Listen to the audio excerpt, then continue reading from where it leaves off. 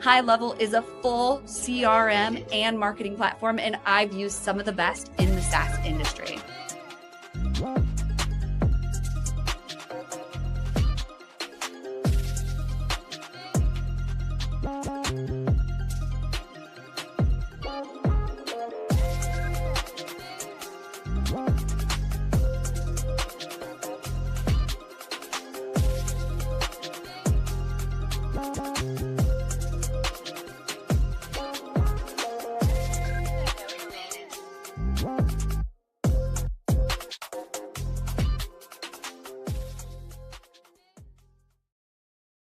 And we are live from LinkedIn, YouTube, Facebook, X. We've got Twitch going. Oh, shoot. Instagram's API is yelling at me. We are live there now, too.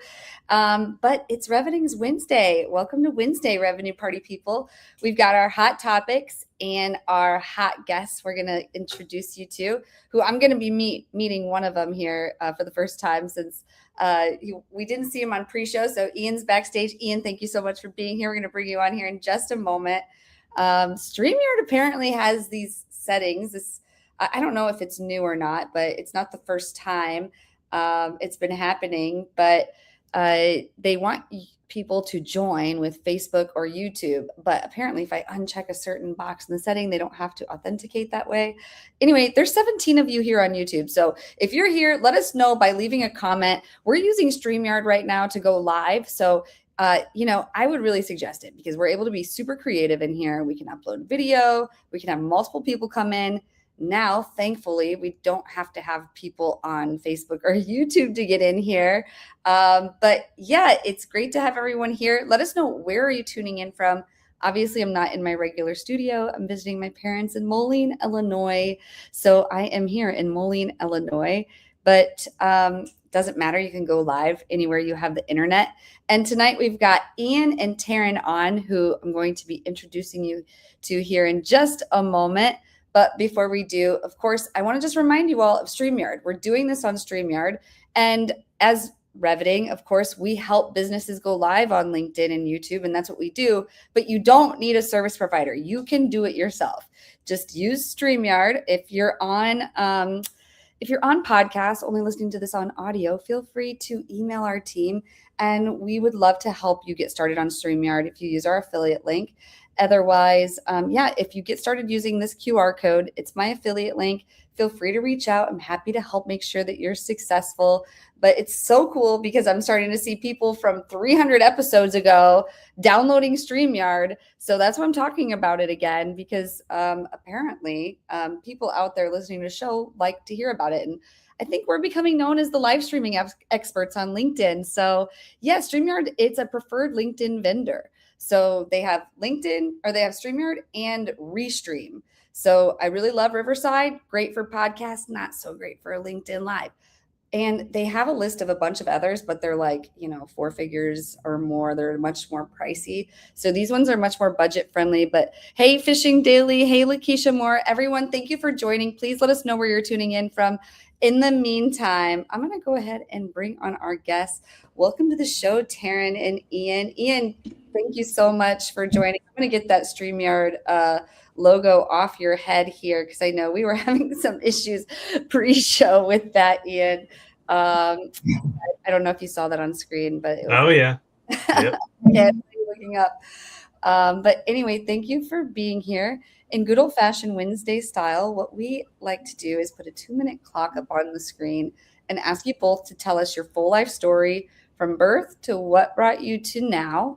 And, we can go read your LinkedIn resume. So ideally, it's not just a rip-off of what your resume is. And everyone, let's tag them in the comments. Go look at their LinkedIn. We don't need to hear that. You obviously know they're experts if they're here on Wednesday.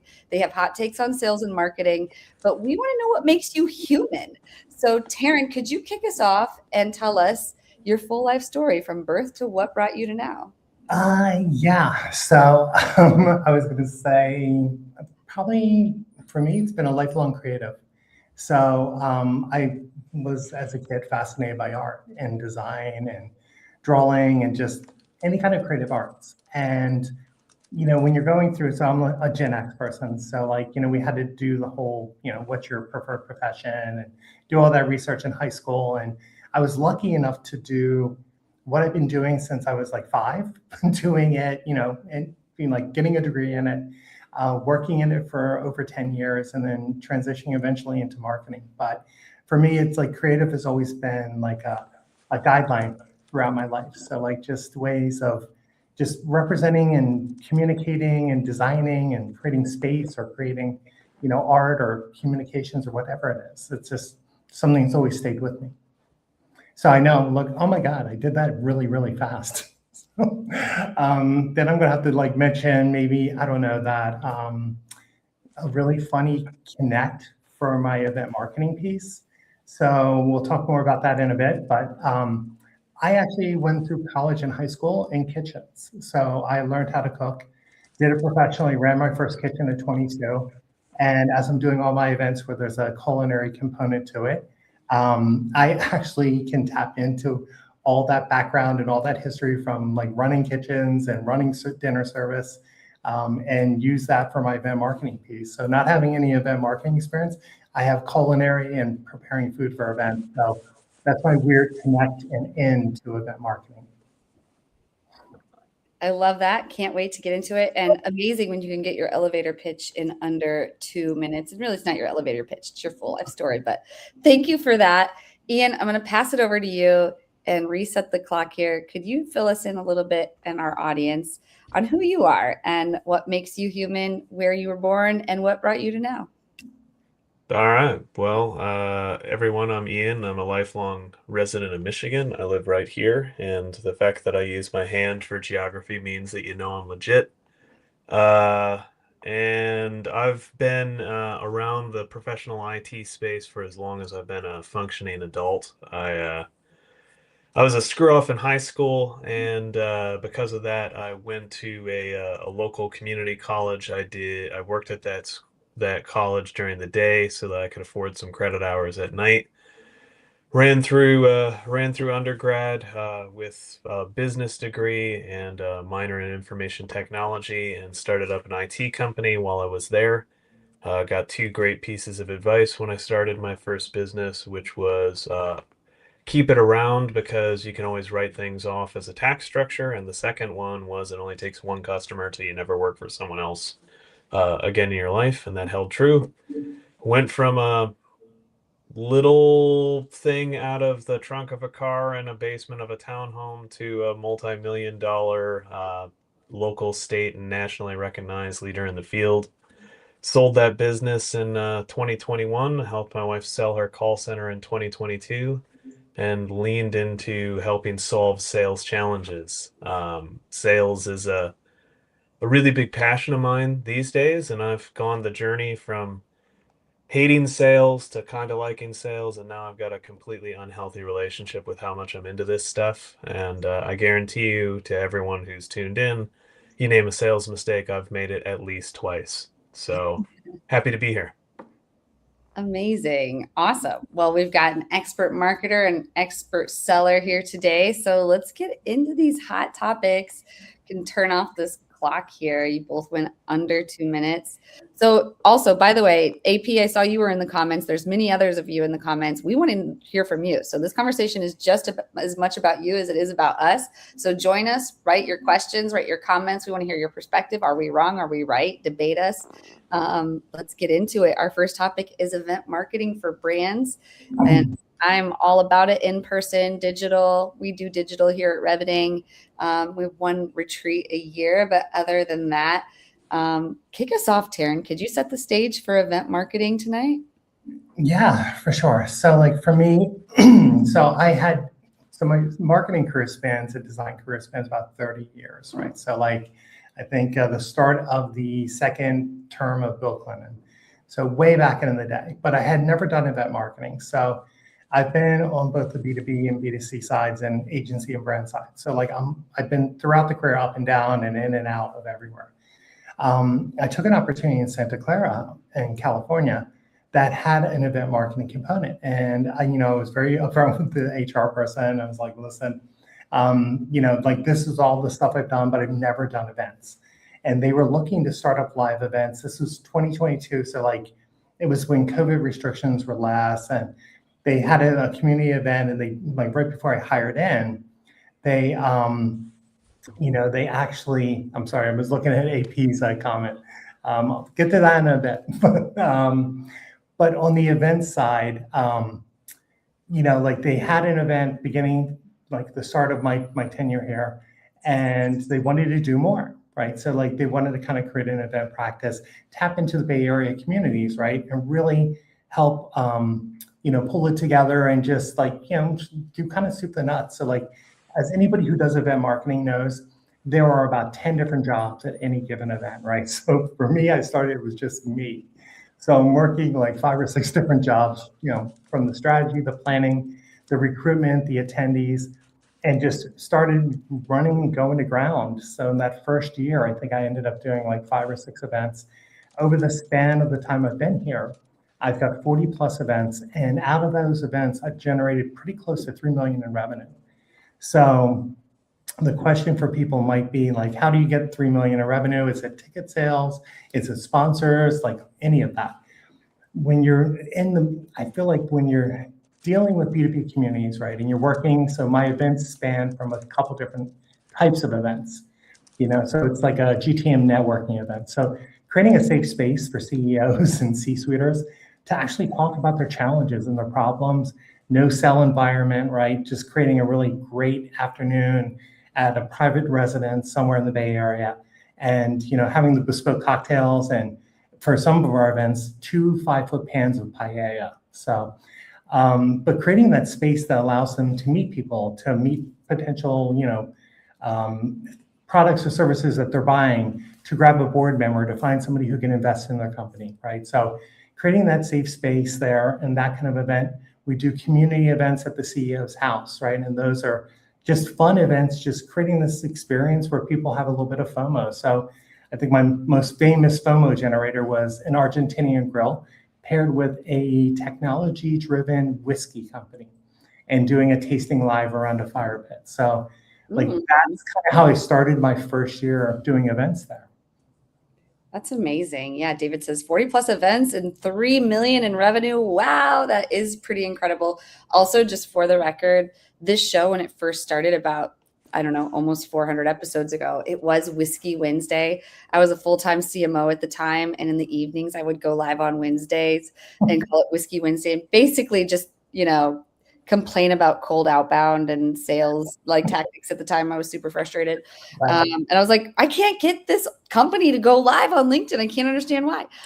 Finally, they still have been going live on LinkedIn. Proud to say my former employer is still my client. But yeah, it was so fun, a lot to manage. And the whiskey thing is just so fun, but we just don't have that anymore. But I am drinking wine tonight. Curious what anyone in the audience, what are you all drinking tonight? What are you doing? We did get some good questions. One was very broad, the AP one. And I wanted to, I didn't want to interrupt you when you were talking, but what did he ask? He asked something about how do we succeed? Marketing in the age of AI. Yeah, and I want to go live, be a real human being live on LinkedIn. Here we are having a conversation with that AI can't recreate this. Their deep fakes aren't good enough just yet. But yeah, in-person, events are big these days too. And I think that, is how to do good marketing in the age of AI, is having these events, these moments where humans can come together. They can, have a conversation, they can disagree. They can make mistakes. They can, stumble upon their words, but get to know each other. And I think for me, that's what events do. But real quick, Ian, I know you're our seller here and you're going to be kicking us off on selling topics, but what's your take on event marketing? Yeah. I mean, we do a lot of events. The IT channel's kind of full of them. There's almost a trend to having too many events. If you tried to go to all of them, you'd never be at home.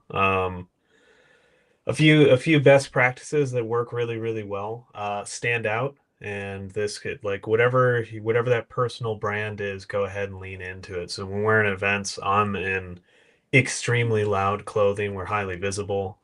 Carrie and I, Carrie's my wife and business partner. We're both rabid and avid cigar smokers, so we're walking around with boxes of cigars, handing them out. If you're doing a booth, make sure your booth stands out, and it doesn't have to be an astronomical booth cost. You could throw down a strip of carpet and some plants, do some sort of funny marketing, something that feels a bit different. Go up and introduce yourself to strangers, and we're talking a lot about LinkedIn here. A lot of times people will advertise that they're going to a show or about to attend a show, they're at a show.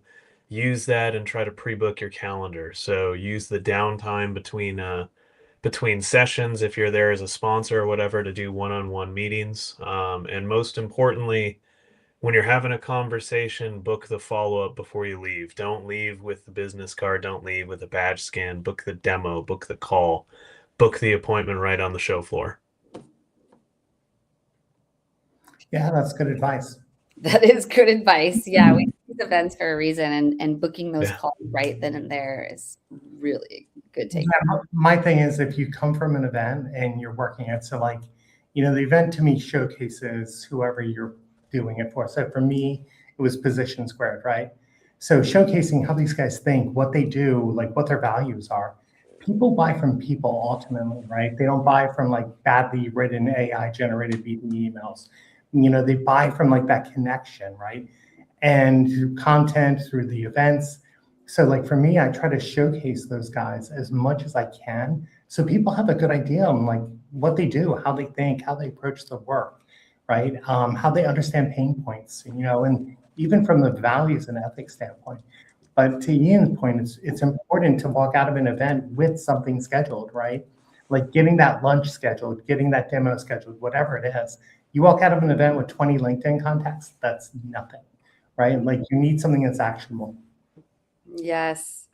Actionable data. So before we transition this topic, we got some really good actionable data that like if and when you're in these events, digital or in person, make sure you're booking that call before you leave. Mm-hmm. Taryn, what's another piece of actionable advice you'd give people? I'd say really put some effort into finding like the right audience, right? So like we just did a growth marketing summit in Utah. So, we had a really great guest recruitment strategy.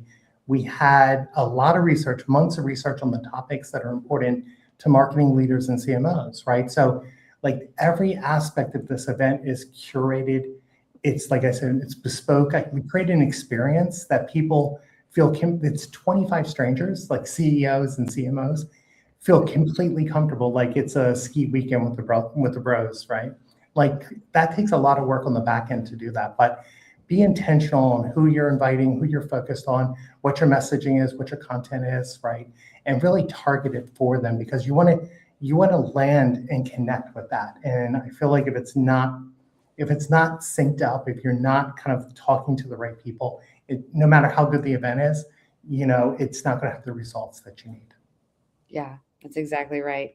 Well, thank you for kicking us off and talking us through our first topic, event marketing for brands. Let's move on now to cold outbound. As I admitted earlier, I used to complain a lot about cold outbound, but it is necessary, especially if you have to scale. And us marketers, we like to cut down cold outbound a lot. But when we think about it as like another touch point, right? It takes 30, 40 touch points. So think of a cold call as like, a calling advertisement, essentially, then it kind of helps get past the whole like cold outbound. Plus there are people who do it well.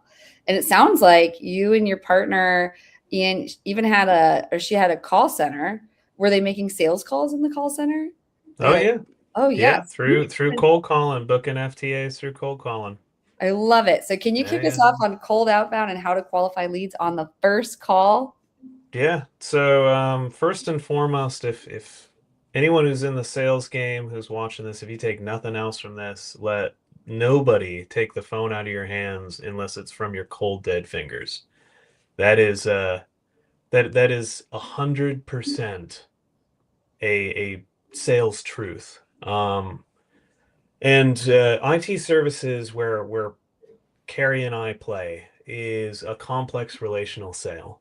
So there's some differences between product, B2C, etc. But in a B2B relationship sale, you can use your first outreach, that first touch point, the first connection when you talk to a human, to qualify the things that a database won't have.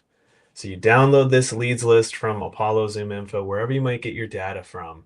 It's going to tell you a lot of stuff. What's the industry, all those little data points, but it won't tell them the relationship status with regards to your service. So if you're running an agency, how do they do marketing? Who's their marketing company? How long's it been that way? How healthy is it? Same thing with IT, same thing with legal or any sort of relational aspect. Probably not legal because anti-solicitation, but you get the talk track that I'm on here. There's no database that tells you how is someone consuming the service that I want to sell to them.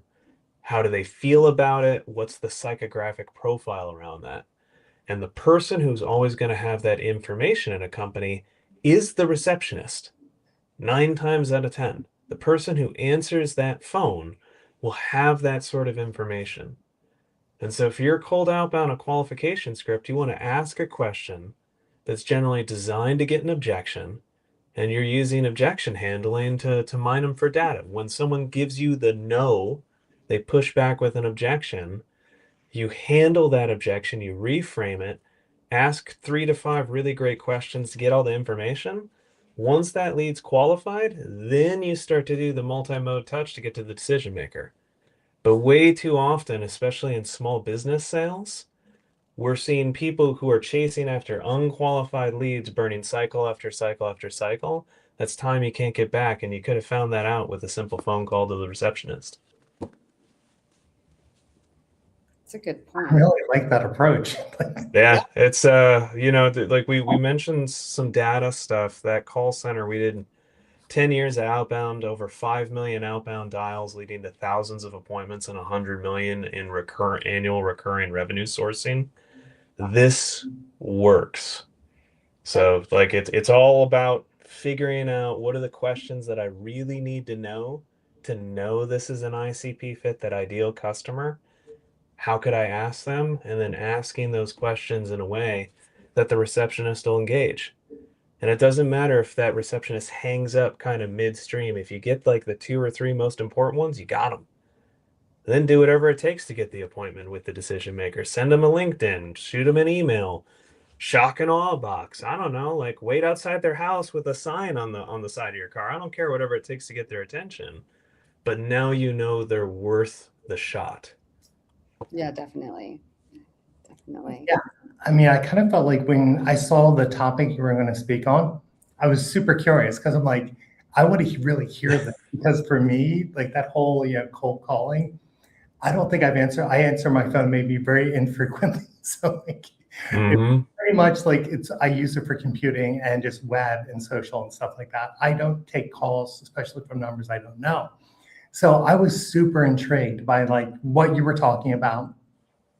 And I want to know how you broke through. And I think that makes a lot of sense, right? You just find that like kind of you grab the kind of the lower basic rung of the company who knows a lot of stuff and who could connect you to the right kind of folks. Like that makes like like I love that approach. It's very targeted and focused and intentional. And I think like that's why it works, right?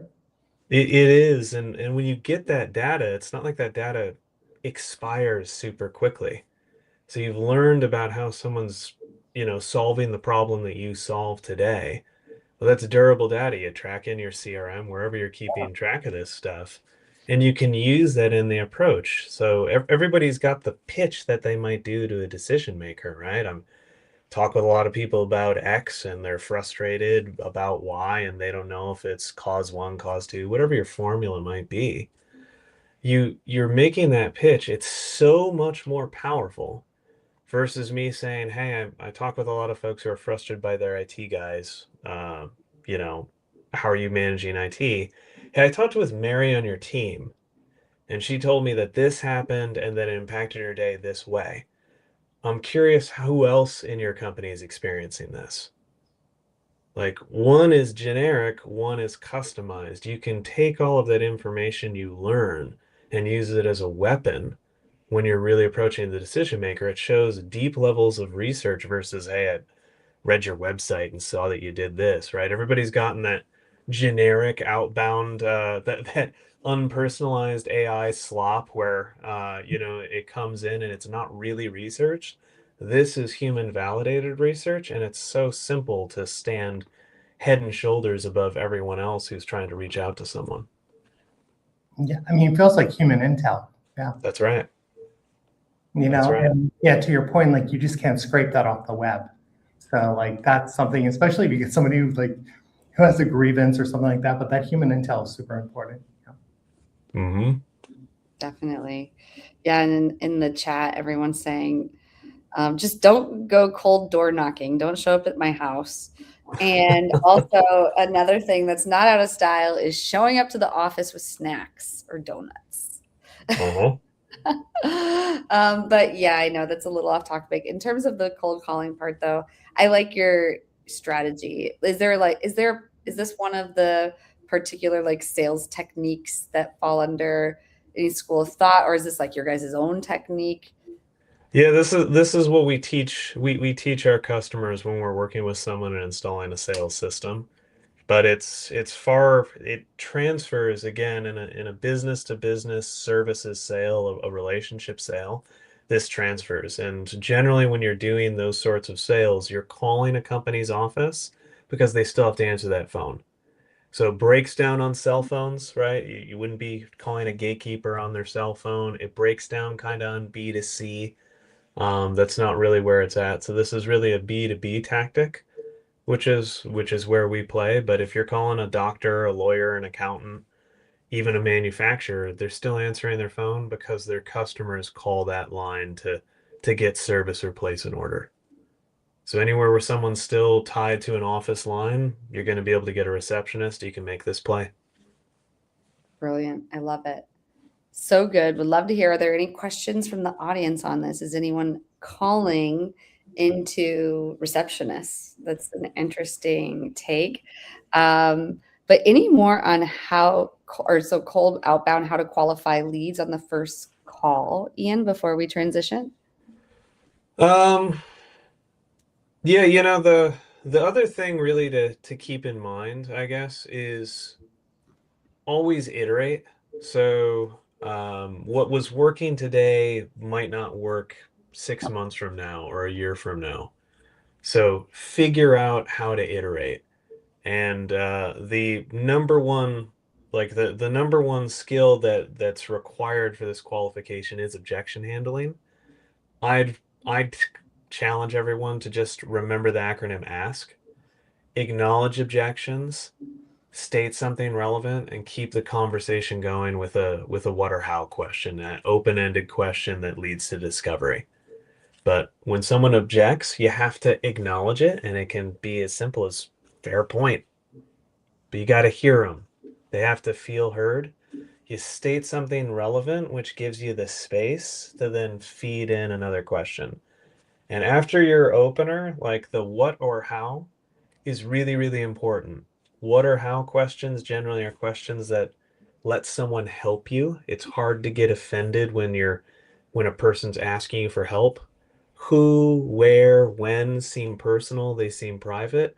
And why is a defensive trigger question? It's always going to trigger defensiveness because you're asking someone to justify their thought process.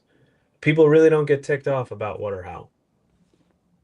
What or how? That's What or how. really good advice, actually. We did get one final question on the outbound topic of how do we set up cold outbound for a brand new B2B organization validating product market fit?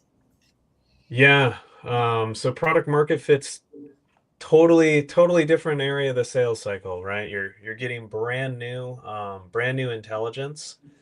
This is one of those areas where reaching out and saying, "Hey, I've got kind of a weird question, that gatekeeper. We're trying to find out about this. Could we interview the CEO?" So phrasing it as an interview and leaning into that. Not here to try to sell you anything. We're trying to validate market fit. You fit the ICP. Could I ask you some questions and, do X for time, right? So you can offer a donation to a charity, something like that sometimes applies, or just can we have 5 minutes of your time to do this? If you don't want to do the direct survey realm, start a podcast about the topic. Everybody starts podcasts. Just start a podcast. You're calling to interview them on the podcast. Find a way to stitch in your questions about product market fit there. It's a red herring podcast. You can shut it down after you get the intelligence you need. A red herring podcast? That's what you Yeah, call you it? don't care about subscribers. You're not trying to monetize it. You don't care about the backlinks. I mean, sure, you can use it for backlink farming or whatever, right? But you buy a $12 Buzzsprout subscription or whatever, and you spin up the podcast. You have 5 or 10 of your friends come on and do some seed episodes for it, and then you just interview people. You can get all the market intelligence you want, just brand it as a podcast. Yes, I definitely have seen that. Start a podcast with Reveting, David mentioned, and it's a great point. I'd be a liar if I didn't say that actually our clients who we help go live on LinkedIn, we help them get guests like this. The ones who really monetize it are the ones who they don't sell before the show, but they'll build a relationship and they will fill it out and they, book a call post show if it makes sense. And that's is what's happening. I mean, there are sales that can come from the audience, but for the most part, like we do, even as an agency, try really hard to align guests that they could potentially sell to. Because you're absolutely right. Like, I don't think you should make it the goal because I think people can feel if it's like it's sales focused. Like the goal really should be viewership and impressions, and let's work together to help each other reach each other's audience. But hey, you're meeting people, and that's sales, and it happens. And as a marketer, at first, I was a little appalled by it. I'll be honest, like you sold to the guests, like ew. But then it just I was like, no, why you? It's okay. And that's actually what's supposed to happen. So yeah, great point, Ian. I'm glad that you brought that up. We actually use that on the podcast that I market. So not to directly sell into people, but creating hero moments for people. So like helping, and it kind of translates into GEO, the next topic, but it's like creating a hero moment, creating assets for them to be able to share on social media and all of that. So like speaking engagements and podcasts are a great way to nurture people, right? To kind of do things for them. So it's kind of like a freebie that you can give people that, maybe down the line, you can come with a different upsell approach or a new sale, right? But like not direct selling, but using it as creating just really good goodwill with people. Yeah, definitely. All right. Well, our next topic is GEO, as you were saying. And before we get into that, we're going to have a brief message from Cherry Assistant and Reveting. We'll be right back after this. This is Mike, also known as Clean with Mike on Twitter. Mike hired a virtual assistant from Cherry Assistant about 2 years ago. Now he has a $50K per month business fully managed by a remote operator in South Africa. His VA from South Africa does the following: closing inbound leads on the phone, Yelp and Google and Facebook, manages his CRM on Go High Level, deals with rescheduling, cancellations, any issues, hires and manages the cleaners, and sends them daily reports and updates. Mike has a fully cash flowing business managed by a remote operator for only $8 an hour. You can also hire a US equivalent worker in the Philippines, South Africa, Latin America for a fraction of the cost with Cherry Assistant. Be like Mike and grow your business with offshore staff. And if you're listening to this on podcast, we're showing a menu of services they offer, including but not limited to lead generation, CRM management, prospecting assistance, sales presentation preparation, data entry, and so many more. If you're interested, go to cherryassistant.com. Make sure you let them know you heard about them through WinsDay for $250 off your first month. And we've got one more video. We'll be right back after. At Reveting, we help B2B founders, executives, brands turn their live streaming into a real revenue channel. One live stream turns into a podcast. It turns into a social clip. It turns into email content like a newsletter and actual sales conversations. You get to have a lot of conversations with people when you have a podcast or a live stream like this.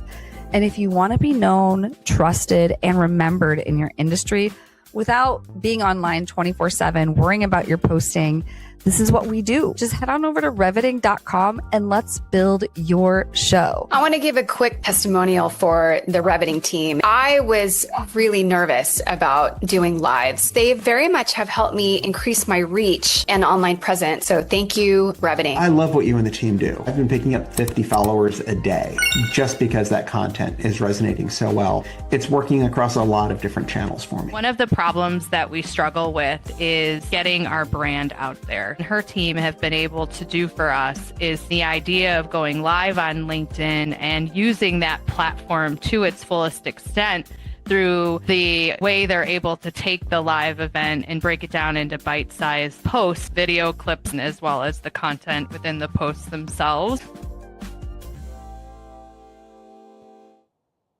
Awesome. Okay. AEO and GEO, or GEO. I mean, some call it AI, SEO, GEO. There's AEO. There's all these different things. And I learned this week that some people say there's different, each of them mean a different thing. And I'm like, well, I thought it was all the same thing. And then Google came out and said, it's still just SEO. So I'm like, well, who's right? But anyway, I'm excited to hear your take on it here, Taryn. Generative engine optimization for personal and professional brands. Can you kick us off? Sure thing. Okay, so like I stumbled into it, really. So like for me, I've always had a very robust social profile, probably since 2013. So like I'm constantly reputation checking myself. So seeing like what there's any negative sentiment, any negative comments, anything that's going on, right? So like, I guess I might have a healthy dose of paranoia, or unhealthy, depending on your perspective. But I want to make sure I jump on narratives, right? So I was using Google and I saw that they're kind of like AEO, I guess it's maybe a precursor to AEO, but it was their AI mode, right? Where I could kind of like just ask it questions about me, see what's going on, see like, is some of my content hitting, various stuff like that. So I started going through and using AI mode and just like giving the thumbs up or the thumbs down on answers, fine tuning it, giving it feedback. And I didn't realize it, but I was kind of like building up what my presence would be in Gemini. So like AI mode translated into Gemini for myself. So while SEO, AEO, and GEO are three distinct things, and by the way, for anybody listening in marketing, SEO is still very relevant and people are succeeding with SEO. For me, GEO helps with just my presence. So like as a personal and professional brand, like, so I'm a seasoned marketer of 20 plus years and a marketing leader and strategic operator. I want to be represented in the LLMs the right way. I also do a lot of podcasts talking about my lived experience. I want that represented the right way. So I put a lot of effort in curating that, finding the right media opportunities and building that up. I think I'm on my, probably my third iteration of thought leadership in my career, where I'm just kind of like building out how I speak, what I speak, the spicy hot takes that I do. On LinkedIn, you'll know me as the Trans Menace. You'll know me as your third favorite marketer, but number one in your hearts. Like that's the kind of spicy hot take that I offer people. And that is, after that work in 2025, my GEO in Gemini, in Claude, and in GPT is all very consistent. And for me, it just shows like everything that I've done up until that point. So like I'd say in the last 5 years, being published in NASDAQ, right? Getting published in Bold Journey and Canvas Rebel, having a feature in Authority Magazine for, 5 tips on how to become a thought leader, right? Like all of these things are represented within there. And for me, as I'm developing content for social and just for like blogs and articles, I have a Medium and a Substack. I do a lot of deep research in Gemini, and training that system allows Gemini to talk to me like it knows me enough to be able to, use language that is, familiar for marketing leaders, right? Like it talks to me like it knows that I'm a marketing leader. I was telling Jessie before this that I had done my GEO and Gemini was so good that I actually had it. I asked it, and this was inspired by somebody posting an AI generated memorial post for somebody who passed away. And I was like, I saw that and was like, how good is my GEO? Let me see if Gemini can do a eulogy for me that kind of captures every aspect of who I am. And it totally did. So it's a culmination. And I've written about it on Medium, and it's on, I think, my Authority magazine's on my Medium as well. So if you want more details on how to structure that, how to focus on building your GEO up to where it represents you accurately. And believe it or not, there are people that have like one sentence in Gemini, right? And they might be relatively like people with high exposure in prominent jobs, with, you know, whatever roles they're in, right? But it's like, and they've got one sentence. My thing is more like a page and a half. So like I've trained it to the point to where if somebody checks in on me and wants to know if I'm a speaker and where I speak and what I do and what I say and like what I talk about, these LLMs will be able to instruct them, and then they can reach out to me via email, via my website, you know, via the public platform. Amazing. Well, thank you for sharing that. And before I share anything, Ian, I'm curious, what's your take on all this? Yeah, it's it took me a long time to get comfortable with not knowing things, and these days I'm infinitely comfortable being the dumbest guy in a room. That's actually usually when I'm most effective, is when I'm in a room surrounded by people who are smarter than me about topics that we're talking about. And SEO, GEO, AIO, and most of the search engine optimization or results optimization strategies. While I know the 10,000 foot view, I'm not a mechanic there. And thankfully, I've got a infinitely talented and beautiful business partner who is an expert at those, who manages that for us. So, from a strategist point of view, incredibly, incredibly important. It's not something you can ignore. It's something that needs time, effort, and money. And you have to build out a strategy. You have to build that up, because that's the only way to be able to get the inbound funnel coming, right? Your sales effort can go ahead and do outbound from good sales success. You can be harvesting referrals. But if you want to start having an inbound stream, that content strategy is critical. And the only way people are going to put their eyes on it is if you're leaning into the optimization strategy. So that's what I got. Sitting here talking on mute. But yeah, I loved Carrie's response. EIEIO, harvesting, I'm guessing it's like farmer. Mhm. Yep. And you're nodding too, Taryn. What were you going to say something? Well, no, I just appreciated Ian's, like, you know, candor, right? Just like Yeah. there and talking about it in very, you know, very basic terms. Loved it. Thank you. But yeah, I mean, for me, I'm just looking at making sure that I'm represented, that when people are searching me and looking for those opportunities, like they know who I am, right? They get a good picture of that. And I think for me, the one piece with I think with GEO, at least in my experience, I'm going to just speak personally, right? But I feel like becoming a thought leader is critical before kind of even diving in and optimizing answers, and, you know, the answer engine optimization or the generative engine optimization, like defining your lanes, right? Being known for something, and not just like being the person who drops in and drops a comment here or a comment there on social media, but has actually a unique, valuable take, right? And there's some mechanics in GEO that are really important as well.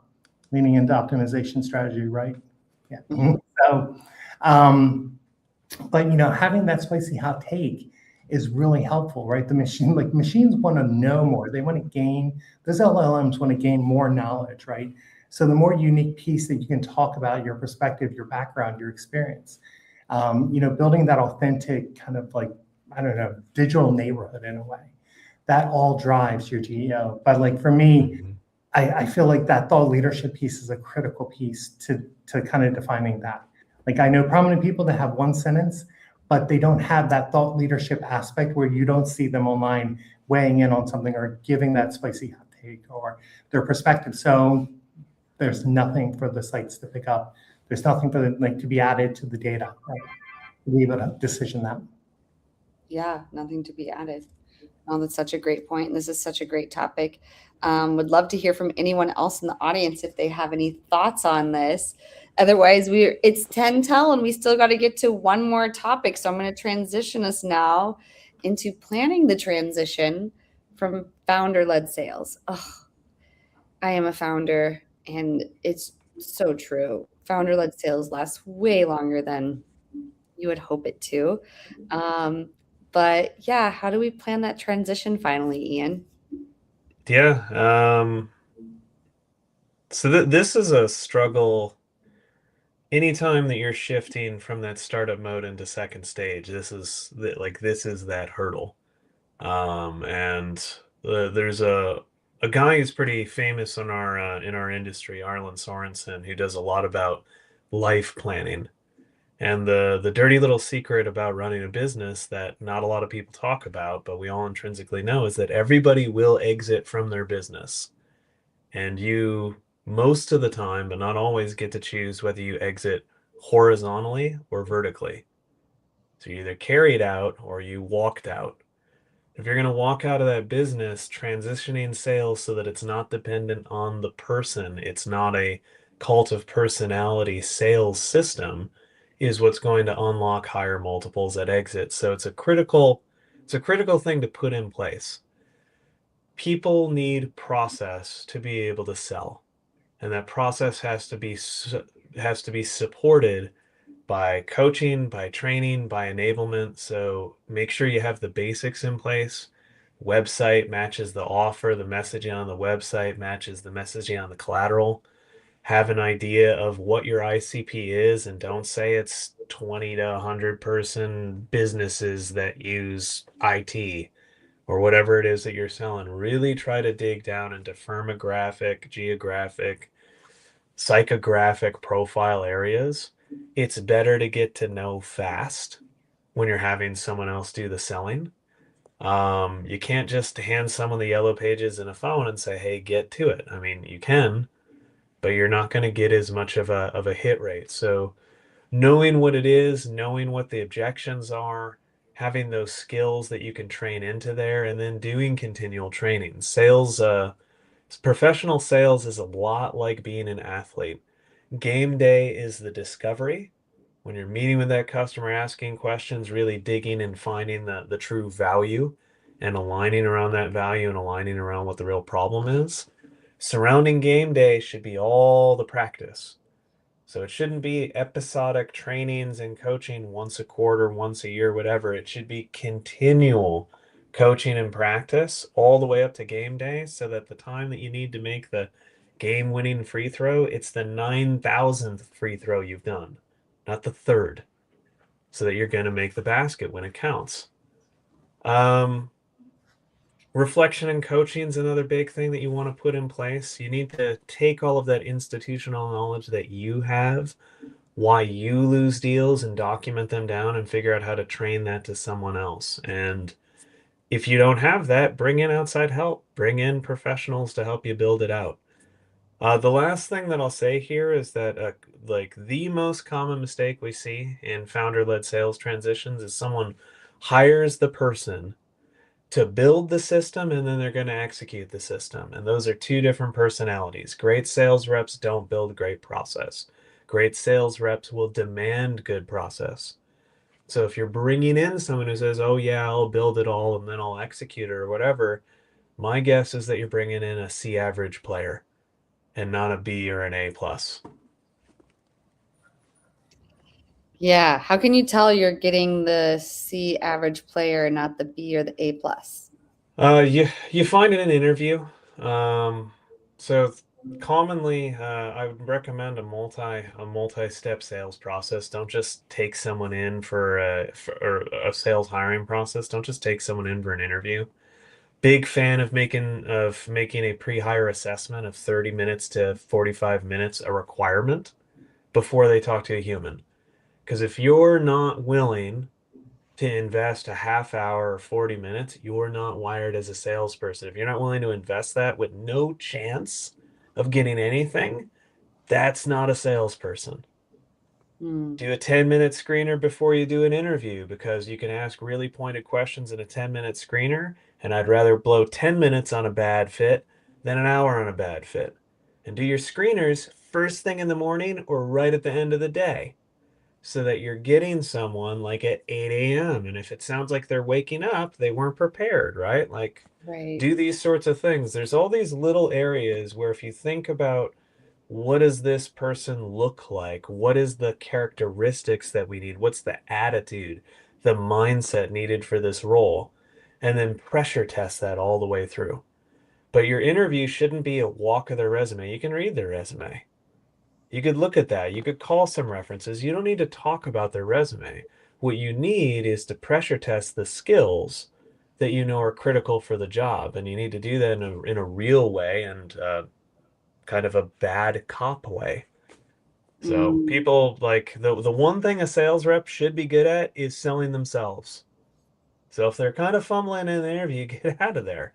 Just cut it short and get out of there. But don't take things on face value. Do some scrimmaging. Really think this all the way through and pressure test someone. Mm. And you know, my old strategic coach told me a line that's always stuck with me: we deserve what we tolerate. So if you hire someone and you have multiple milestones over those first 90 days and they're failing to meet the milestones and you keep them, you deserve what you tolerate. Fire fast if someone's not performing. It's not kind to them or to the business to let them sit there and flounder. If they're not making it, get them out. Yeah, that could be said, I feel like about any department, operations, sales, any of them. And it's easy to want to lean into the humanity side of things, especially as founders. You really want to believe in people, but you know, Mm-hmm. I've learned that sometimes the best way to honor people is to really let them know and let them go faster, because you're doing them a favor, rather Mm-hmm. than, going down to a bad place. But Jennifer's saying, good point. I know Sherry Prescott, thank you for being here. She said 9,000 free throw. Great analogy. Love that. And yeah, David's just super grateful for all the experiences and people sharing this. But that is the end of the episode. But before we wrap up, we want to hear a little bit more about both of you. So before we go, could you both share a little bit more about yourself, who it is you serve, how you serve them, and if they could be served by you, how do they reach you? Taryn, can you kick us off? Yeah, so strategic operator focused on content. I like to say that I have about 12 jobs, right? So like I'm working in event marketing and content marketing and thought leadership in one perspective, working on marketing comms for another role. And I also ghostwrite for CEOs and for companies on LinkedIn. So if you're looking for somebody to do like literally authentic, solid content that converts, that drives engagement rates, increases following, and gets people interacting on the channel, please reach out to me. It's tarentalley.com. I'm on Substack and Medium. DM me on LinkedIn. I'm probably terminally on LinkedIn way too much than I should be.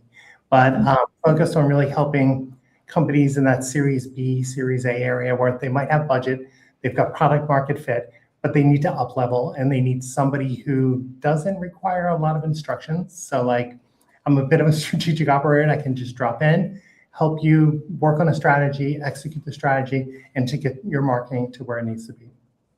Amazing. Thank you so much for sharing that. And of course, for being here. Ian, how about you? Could you share a little bit more about yourself? Yeah. So Ian Richardson, I'm CEO and co-founder of Fox and Crow. It's foxcrowgroup.com. We're focused on the IT channel, the managed service provider channel. If you happen to run an MSP, you're looking to grow out of founder-led sales, or you have a sales team that's not performing, let's chat. We're a software company over here, and do quite a bit of services around there. So anyone who's looking to sell to or through the IT channel to reach their end users, that's a big area where we're at. And broader speaking, both my wife and I are strategic consultants focused on go-to-market. So if you're thinking about how to set up that sales team, go ahead and talk to us. Even if it's not something we would do, we're happy to point you in the right way. Amazing. Well, thank you so much for sharing that. And thank you both for being here. Thank you to everyone in the audience for joining. And thanks for still listening in. I still see there's about 10 of you on LinkedIn and even more on some of the other channels. So plug in a goodbye if you're here. But yeah, we'll be back with another great episode of WinsDay next week. But Ian and Taryn, I'll see you back show right after this outro video. Until WinsDay, everyone, we'll see you next week.